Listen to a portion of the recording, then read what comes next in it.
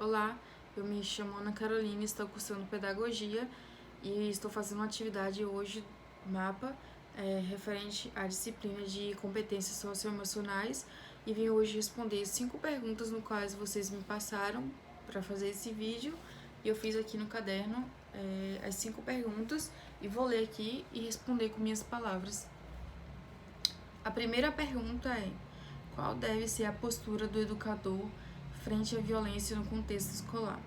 Para mim, quando vem acontecer qualquer tipo de violência escolar, principalmente na sala de aula, o professor deve manter a classe protegida, fazer o máximo para proteger a classe e levar o caso à diretoria, que é a autoridade máxima da escola, e chamar a polícia, correto? E caso venha acontecer algum tipo de violência, ataque na sala de aula e na escola, essa para mim é a atitude que o professor deve tomar diante de toda essa situação.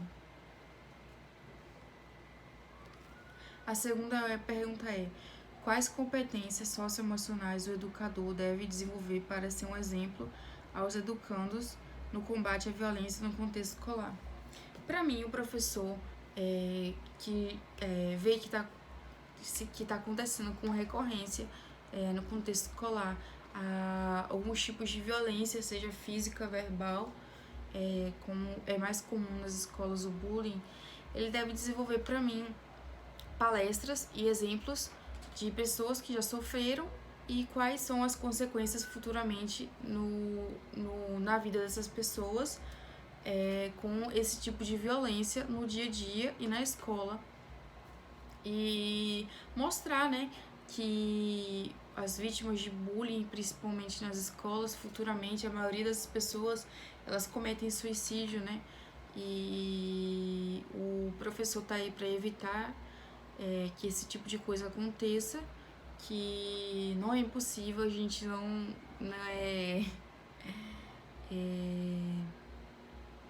como é que eu posso dizer? A gente não tá sempre com os alunos, por exemplo, fora da sala de aula da escola, para que a gente evite que esse tipo de coisa aconteça. Mas dentro do âmbito escolar, a gente pode sim evitar esse tipo de coisa. E para mim deve ser isso: apresentar palestras e exemplos de coisas que a violência pode trazer consequências no futuro para a vida dessas pessoas. Terceira pergunta é: quais ferramentas o educador deve dispor para desenvolver a dinâmica pensamentos, ação e emoções? Primeiro, a terceira pergunta, né, ela vai ter um complemento da segunda, né, com as palestras, os vídeos, os exemplos de pessoas que cometeram violências e arrependimentos. Ela vai aí tocar na emoção do aluno, fazer o aluno pensar, certo? E propor uma ação, um desafio, né? De fazer o máximo sobre essas pessoas refletirem sobre isso, sobre como elas estão erradas, os alunos estão errados, sobre tentar pensar em fazer qualquer tipo de violência nas escolas, né? E também desenvolver aí no aluno um tipo e mostrar para ele as consequências de tudo isso, né? Mostrar para ele que o crime não vive impune, né? Que cedo ou mais tarde tudo aparece, né? Vai à tona. Quarta pergunta: qual apoio a instituição escolar deve prestar o educador? Qual apoio a instituição escolar deve prestar ao educador para a manutenção e preservação da saúde emocional?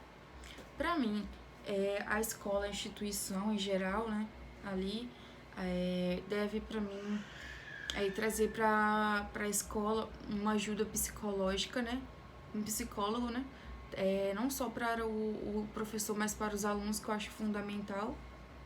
Para mim é isso. E vou para a quarta pergunta.